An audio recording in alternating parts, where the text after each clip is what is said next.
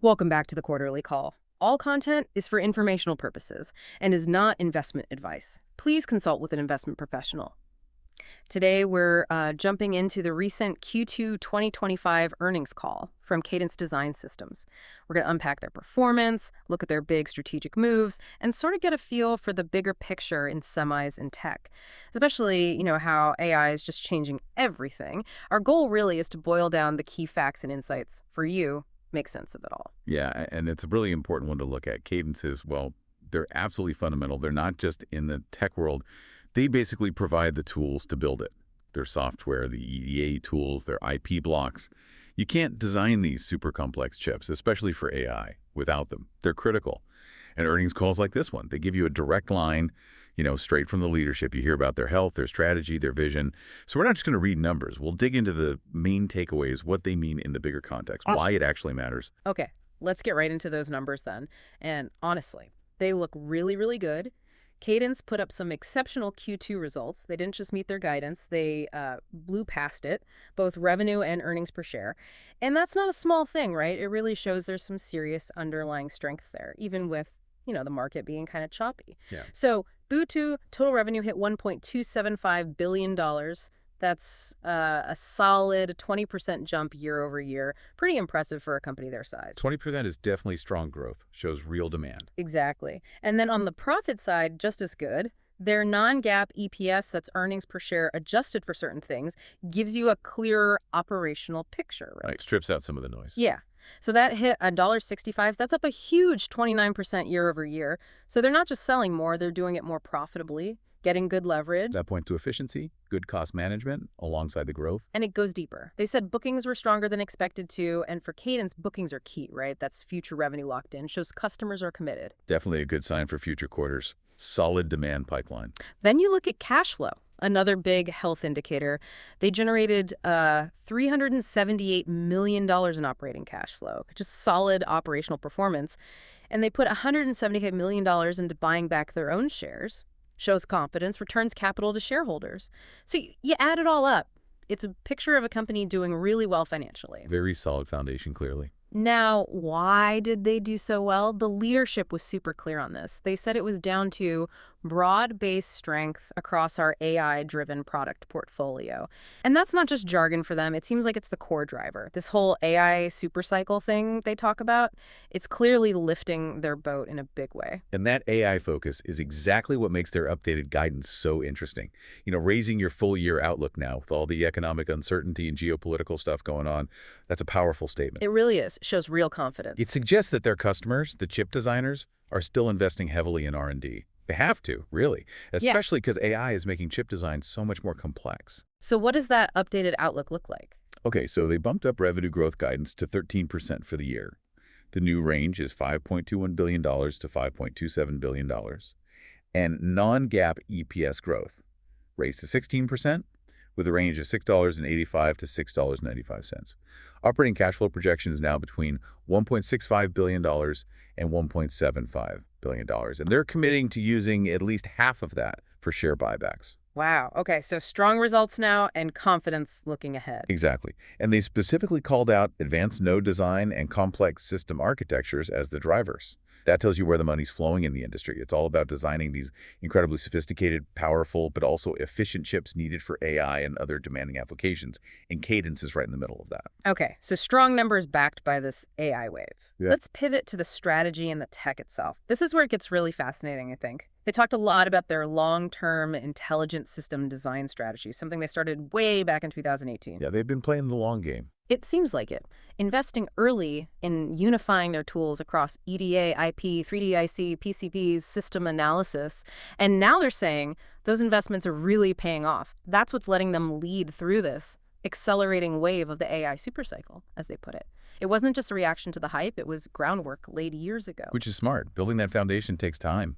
So their Cadence AI portfolio, they explained it's driven by these multiple autonomous silicon agents.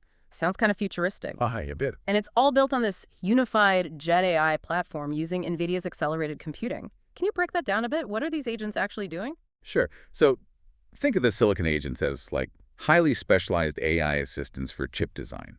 One might be an expert at optimizing how transistors are placed. Another figures out the best way to wire everything up. Another focuses purely on minimizing power use. You get the idea. Mhm. And the Jet AI platform is like the conductor of the orchestra.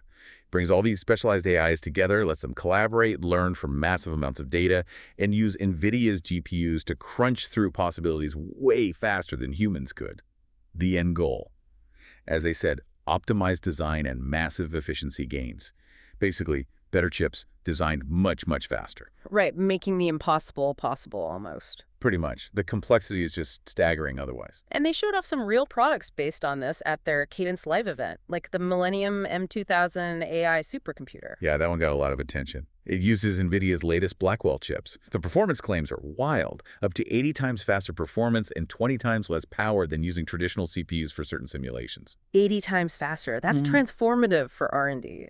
Absolutely. Think about design cycles shrinking from months to days, or running simulations you couldn't even attempt before because they took too much power or time, and they had customers like Ascendon, MediaTek, Treeline Biosciences backing up these claims. That adds real weight. Then there was the Cadence Cerebrus AI Studio, agentic AI multi-block and multi-user SoC design platform. Bit of a mouthful.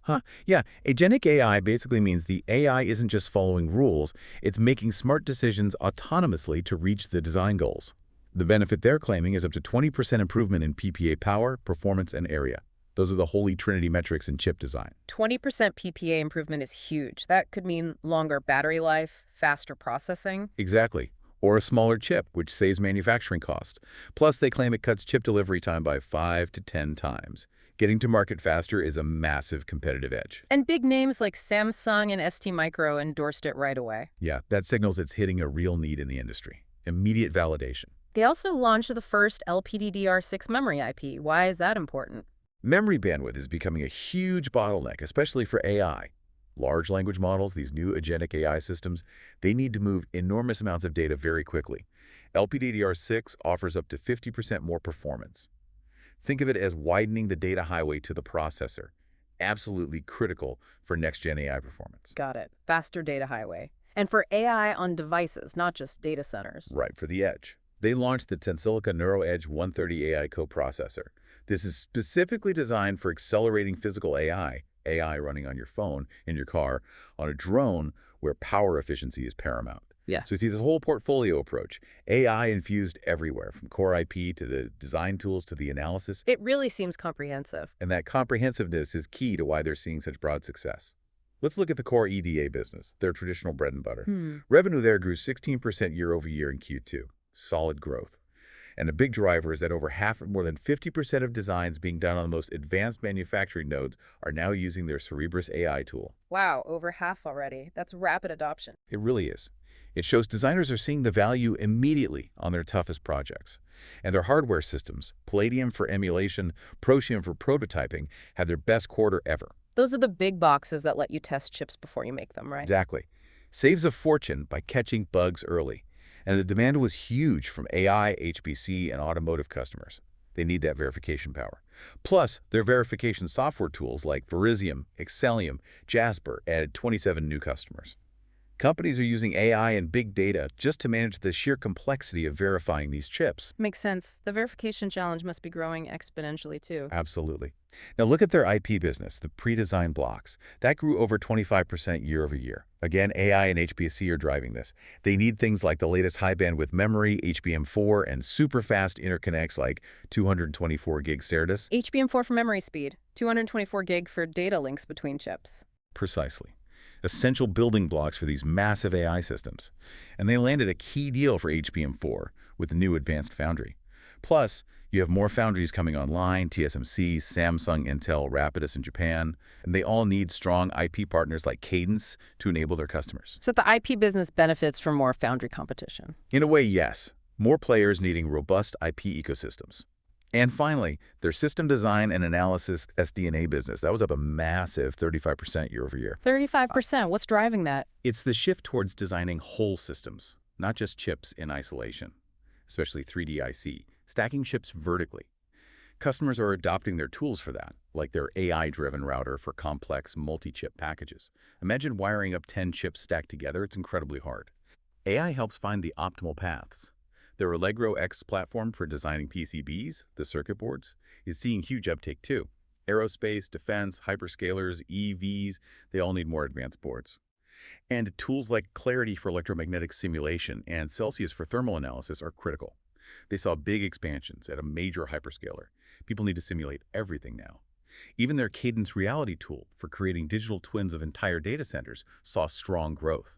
It shows their reach from the tiniest transistor right up to optimizing a whole building. That's incredible breadth from a single transistor to a data center. So linking us back to the AI evolution, the company laid out this three-phase idea: AI infrastructure first, then physical AI, then science of AI. Let's dig into physical AI. They seem really bullish on that, said it could be even bigger than the data center boom. Yeah, that was a key message.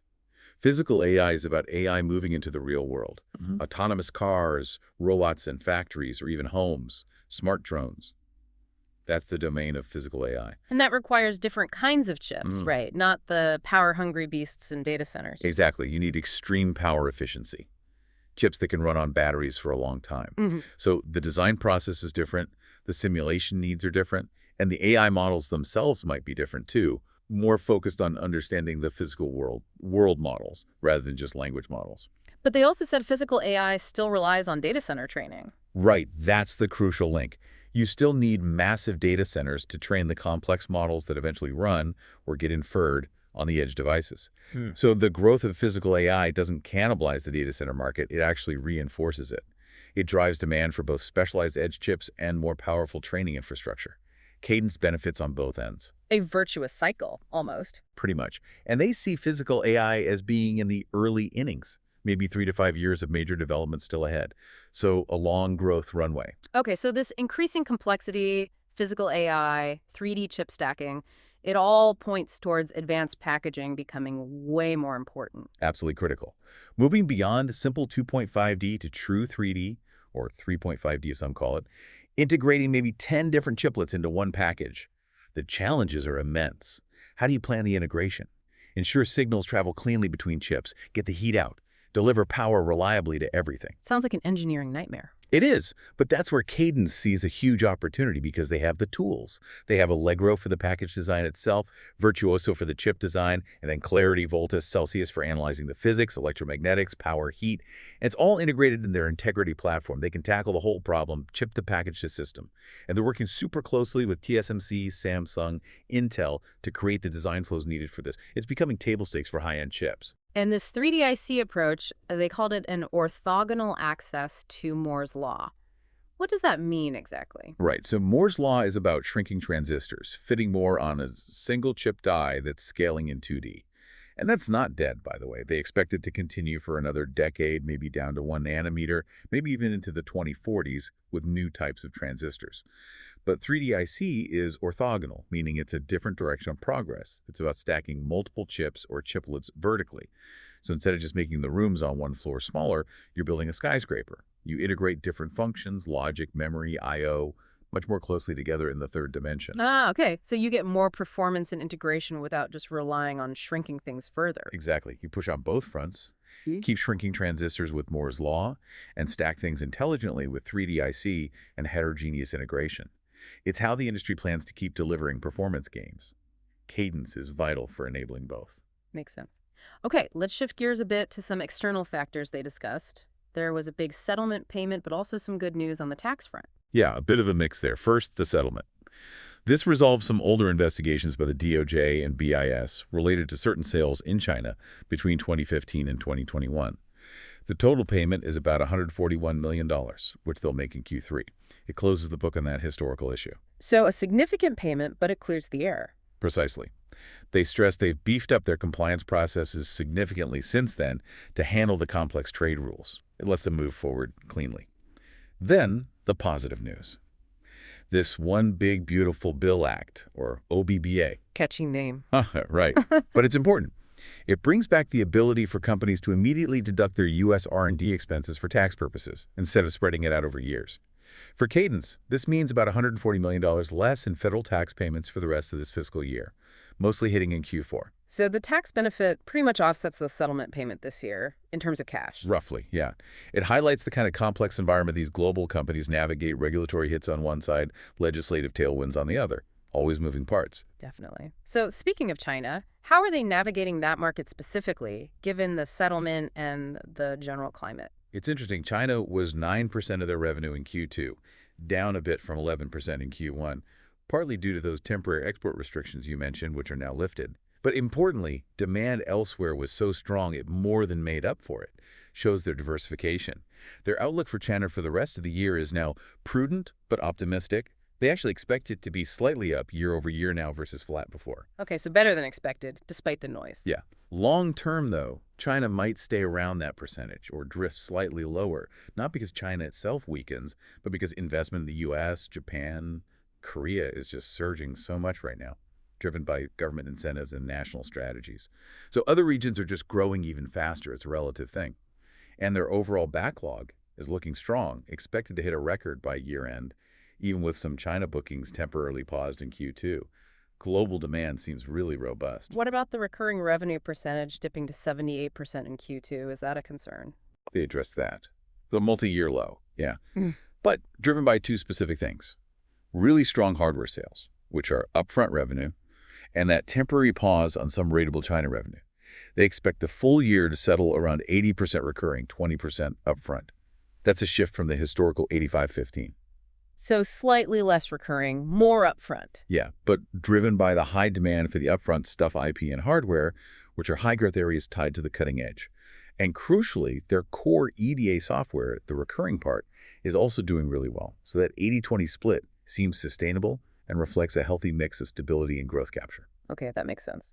Now, one of the most fascinating parts of the call for me was the discussion about adopting these new agentic AI tools.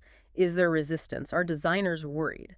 Right. That was a great question on the call. And the answer really highlights why EDA is different. First, EDA users, chip designers, they're used to massive automation. Their productivity's already gone up maybe 100x over the last couple of decades thanks to tools. It's not like introducing automation to an industry for the first time. So they're less likely to be skeptical of AI helping them. Exactly. They already rely on sophisticated automation. But the second point is even more critical. The workload is just exploding. They throw out a stat. We're heading towards chips with 1 trillion transistors by 2030. That's like 5-10 times more complex than today. 1 trillion? That's hard to even comprehend. It is. And to design those, you need something like a 30x or 40x productivity increase in the next 5 years. You simply cannot hire enough engineers to do that. Headcount might double or triple, but you need AI to bridge that massive remaining gap. So it's not AI replacing designers, it's AI being essential for designers to even keep up. That's exactly the narrative. It's a necessity, not a threat. The bottleneck isn't the number of engineers, it's the sheer scale of the task. The main adoption barrier isn't fear, it's just, does the tool actually work? Does it deliver better PPA? Does it make the design process faster? If yes, customers will grab it because they have way too much work to do otherwise. Plus, these AI tools actually drive more use of the core EDA tools because you can explore more design options, run more checks. It's synergistic. That's a really powerful argument for AI adoption in this specific field, driven by necessity. Absolutely. And just quickly on the customer mix, they confirmed system companies, hyperscalers, automotive AI players are very active. They are seeing some early green shoots of recovery in traditional semiconductor companies too, citing a deal with ADI. But they stress they aren't dependent on that traditional semi-recovery. Their broad customer base gives them resilience. Right, that diversification really helps them ride out different sector cycles. So wrapping this up, it really feels like Cadence isn't just riding the AI wave, they're actively steering parts of it. Strong financials fueled by this AI-driven portfolio, smart strategic bets on things like physical AI and 3D IC, and navigating tricky external factors pretty well. That intelligent system design strategy from 2018 looks incredibly prescient now. It really does. They built the foundation, Yeah. and now the house is going up rapidly. Yeah. And thinking bigger picture, this AI-driven revolution in chip design, it's not just about faster gadgets. It's about weaving intelligence into the fabric of our world. Cars, healthcare, factories, science, it all depends on these incredibly complex chips, which requires constant innovation in how we design them. So here's a final thought for you to chew on. With design complexity soaring and AI tools becoming essential, what does a chip designer even look like in 5 or 10 years? Are they less about the microscopic details and more about orchestrating these powerful AI agents to achieve a system-level goal? It could be a fundamental shift in the profession itself. That's a fascinating question. The role itself might transform completely. Something to definitely keep an eye on. Thank you so much for tuning into the Quarterly Call. For more episodes, please remember to rate and follow our show. Until next time, stay curious and stay informed.